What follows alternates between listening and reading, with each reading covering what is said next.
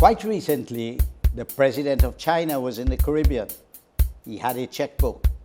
The vice president of the United States was there 1 month before, but he had no checkbook.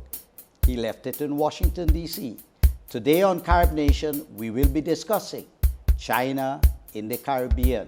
Stay tuned. Carib Nation is up next.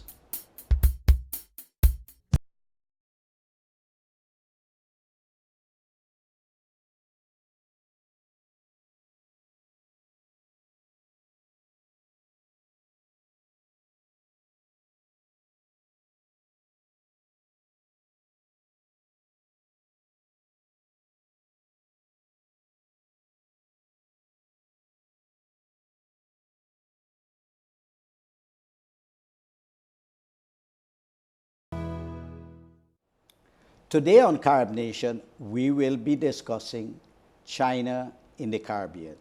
And we have with us a very distinguished Caribbean citizen who will speak to this subject with us here in Carib Nation. Dr. Bernal is a former ambassador of Jamaica to Washington, D.C. and an executive at the Inter-American Development Bank. Dr. Bernal, welcome to the program. My pleasure. I have heard that you are either writing or will have a book published on China in the Caribbean. Is that so, sir? Yes, that should appear later this year.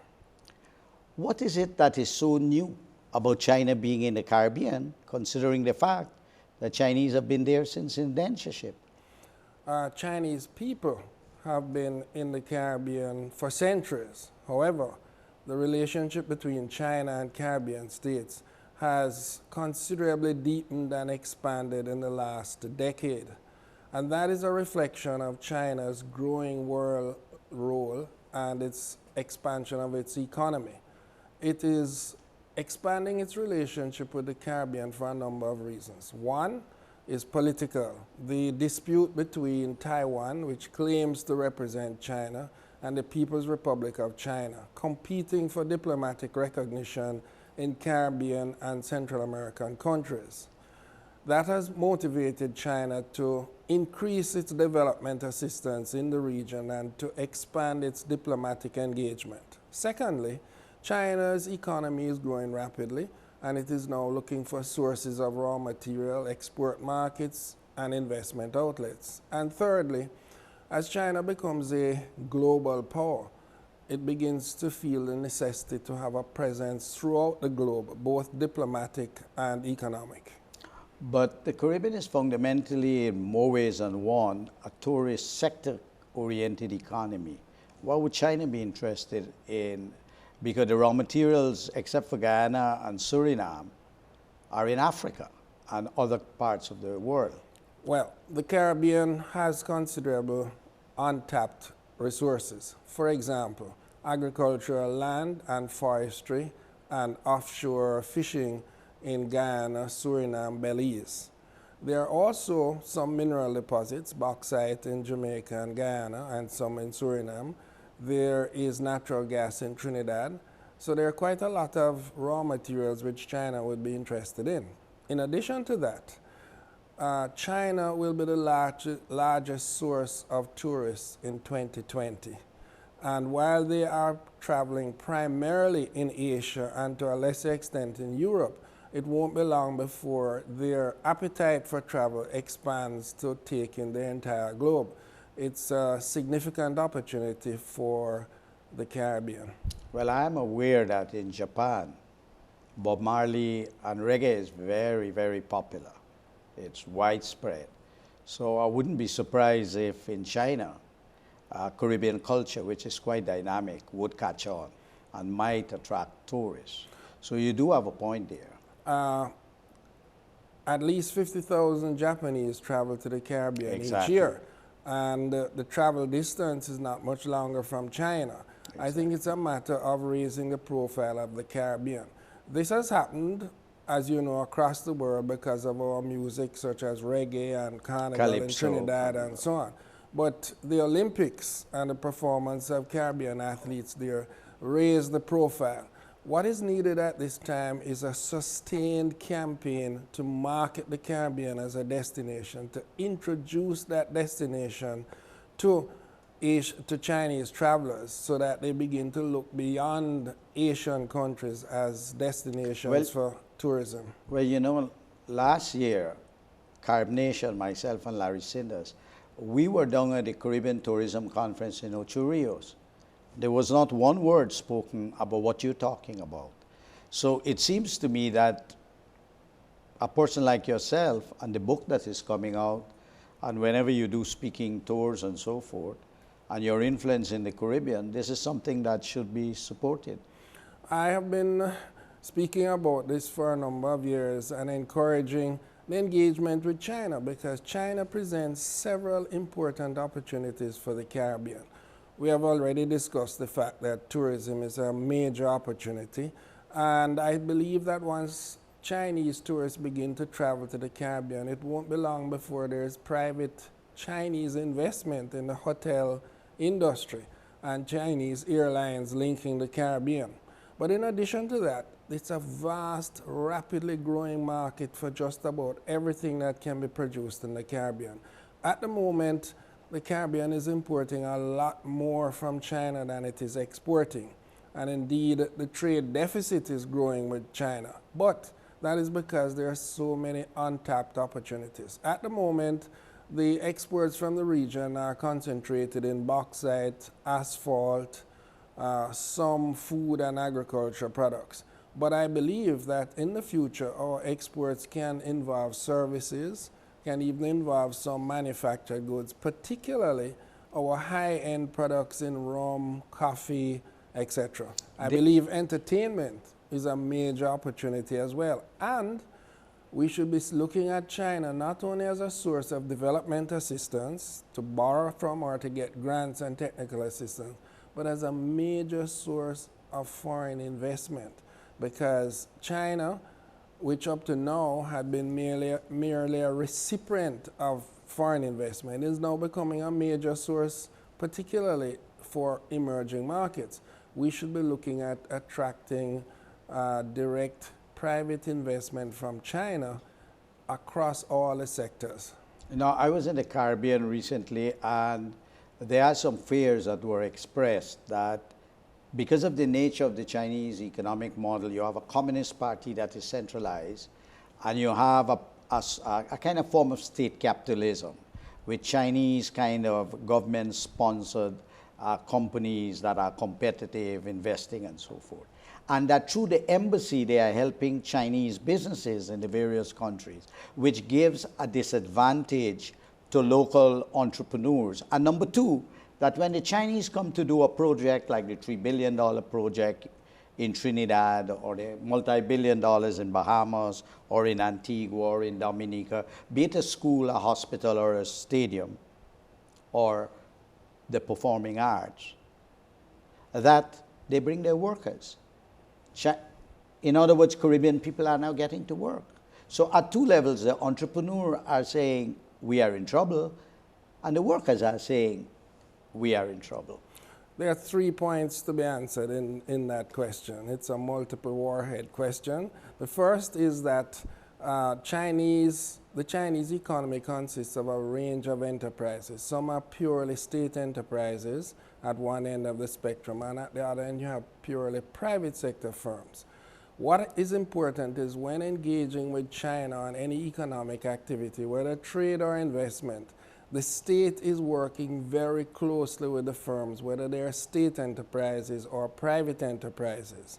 And that is a plus in the sense that when these firms take on projects, they can often get financing from the Chinese government, state-owned banks.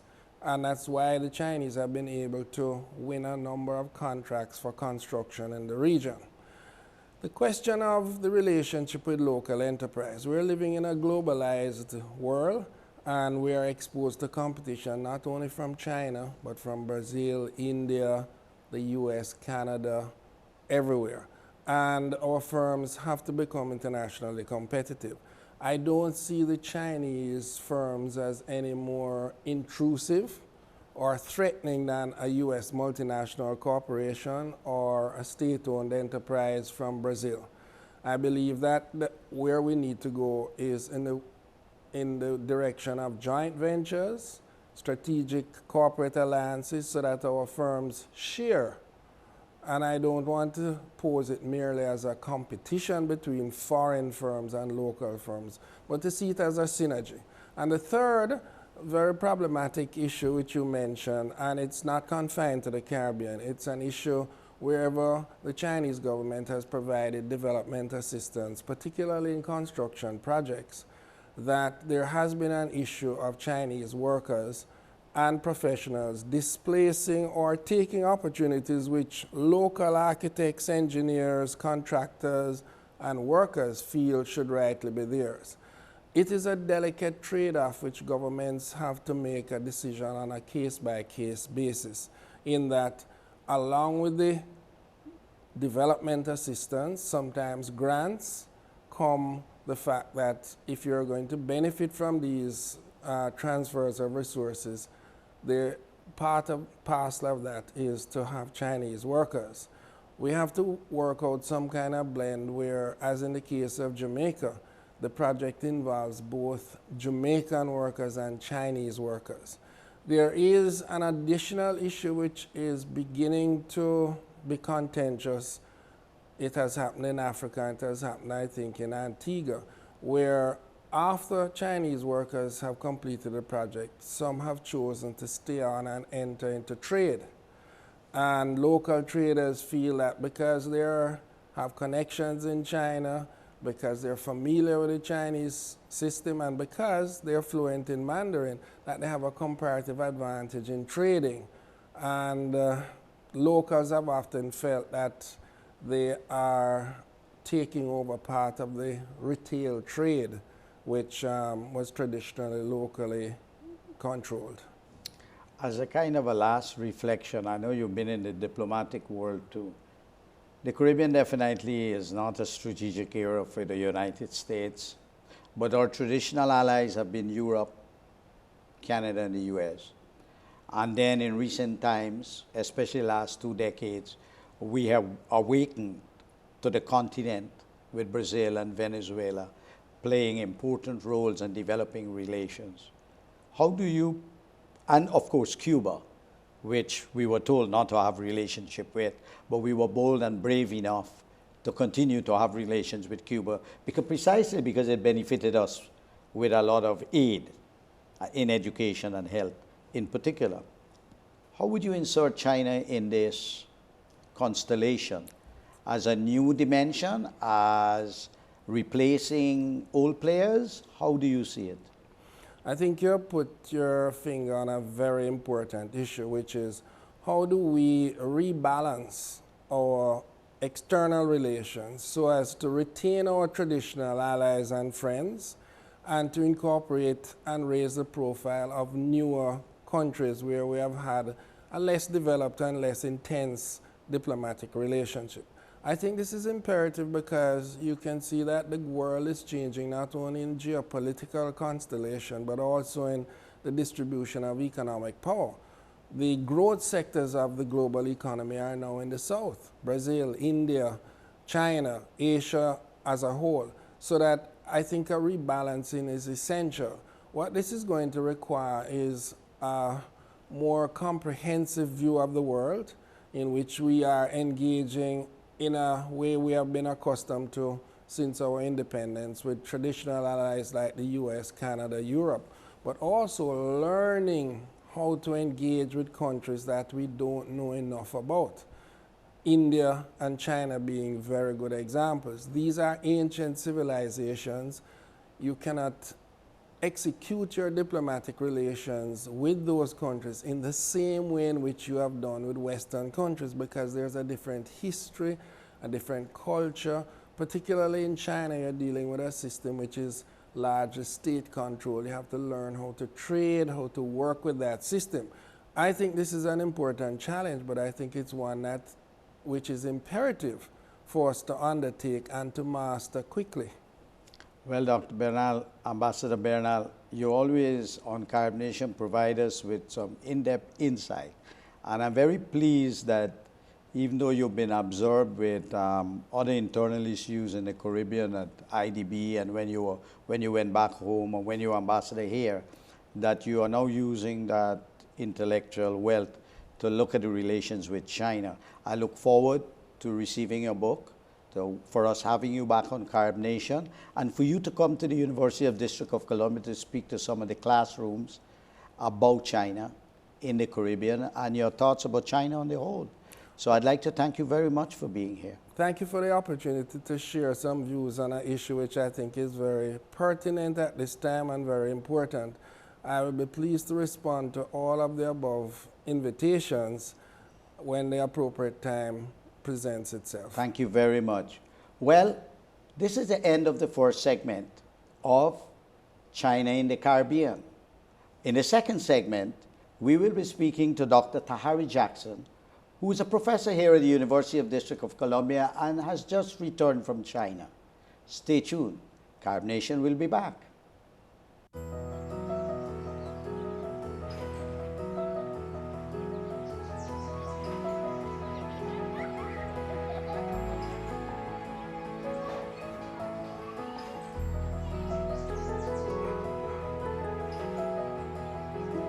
To all those who give birth to, homes to, or just give thought to people adopted as infants, thanks for considering adoption.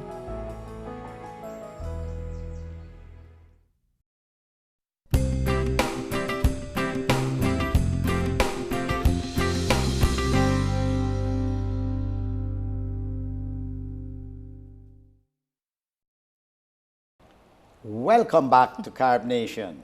We continue with the discussion, China in the Caribbean. And we have now, or in this second part of the program, Dr.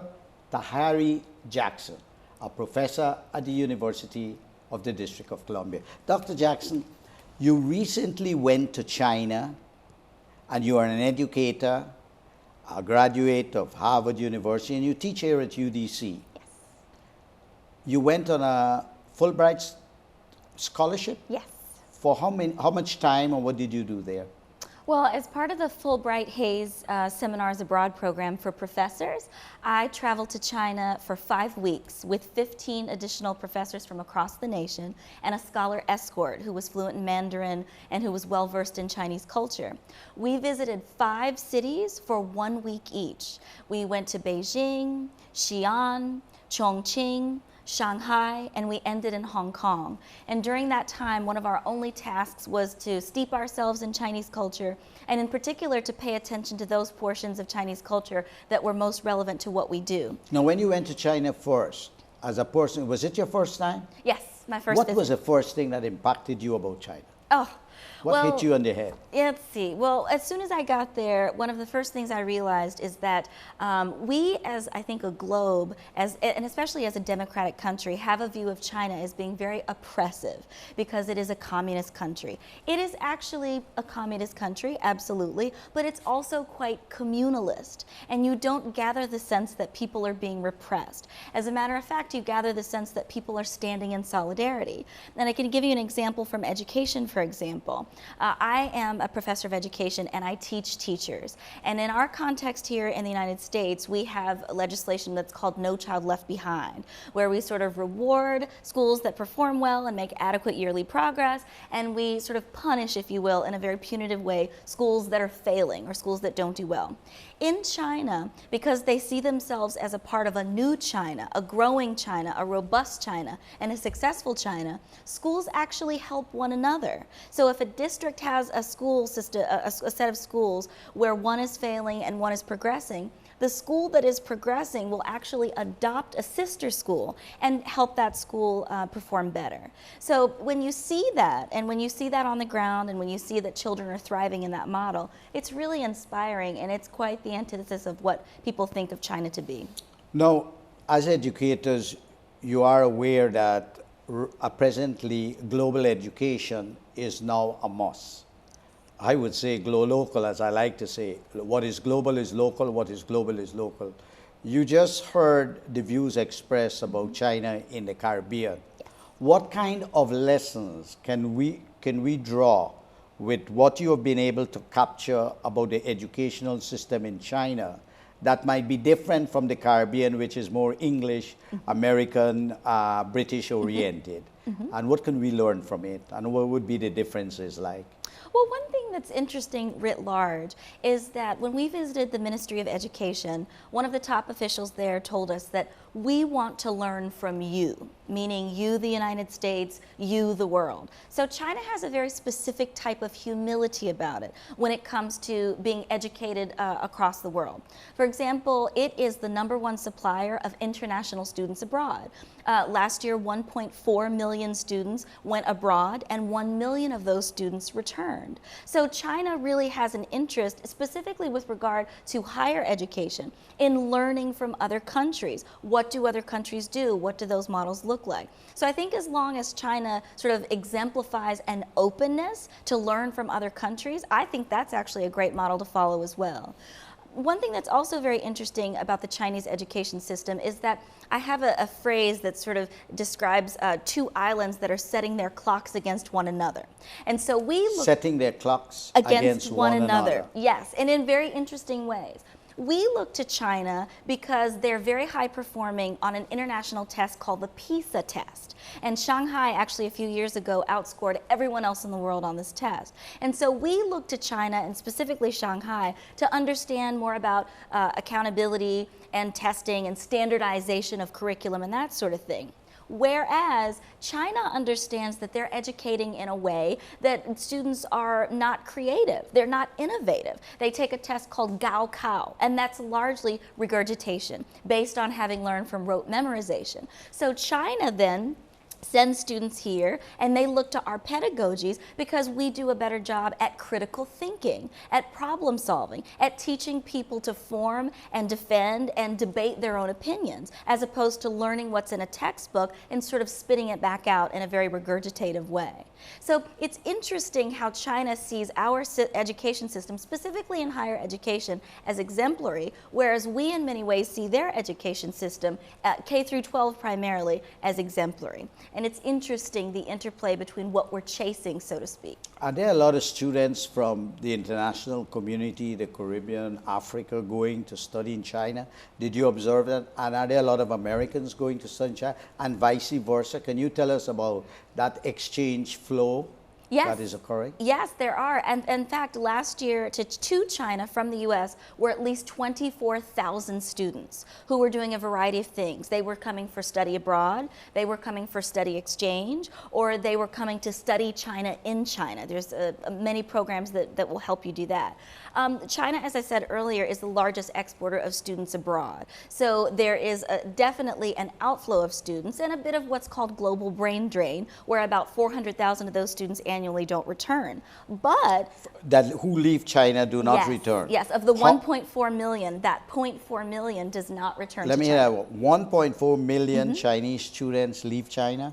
Yes, to each study year? abroad. To study abroad. Each year? Yes. And go abroad? Yes. And of that number, 400,000 remain abroad. Remain abroad. Interesting. Yes, and it contributes to what's called global brain drain. But your question... But global development too, because their brains are serving the global economy. And global expansion of Chinese thought. Yeah, absolutely. Now, China has been presented by different people in different ways. Yes. The views you are expressing and those of Dr. Ambassador Bernal are a bit what I would call a soft view. But there is a dragon view, a fear. The Caribbean has a lot of little islands. One island has 45,000 people. It's a country. It has a seat in the United Nations and at the Organization of American States. Should the Caribbean people fear China and China developing inroads into the Caribbean? What do you think, having been in China for the number of weeks and that you've been there, and as a scholar of this subject? Sure. Well, one of the primary reasons I wanted to visit China is that I think even we in the United States, Caribbean notwithstanding, I think we actually have a bit of a fearsome, loathsome view of China. We, I think in the United States, and of course globally, are very concerned about competitiveness and being number one and being the largest economy. Well, we still are the largest economy in the U.S., but we're not the fastest growing economy. So what makes China dangerous, if you will, is their rate of growth. And what makes them also interesting is that they participate in state communism, and we have capitalism. So we're looking to their country to understand how they're growing so quickly, how they're progressing so rapidly without being a democracy. State capitalism? Yes. State capitalism, yes. Not communism. Yes. And they have private sector capitalism. Yes. Here. Okay. Yes. But I think it's very scary when you're another nation and you're seeing this particular nation do so well economically, educationally, and so forth. So I don't think it's a good idea for anyone to fear them. I think just as China has a very specific type of humility about itself, in that it wants to make itself proud, it wants to continue this growth, it wants to be a global force, which it already is. I think that we should look to China not with very fearsome eyes, but look for innovation in the ways that they're great at it.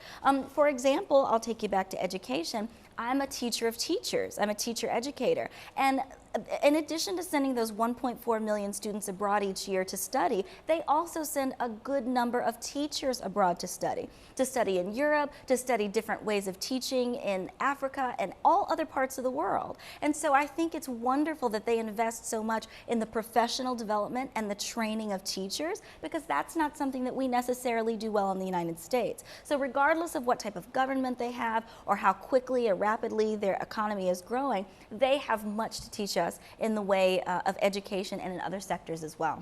Having been to China and in the US, and I know also you're an expert on Thailand because of your ancestry and all that, do you believe education, local, global, is now becoming standardized?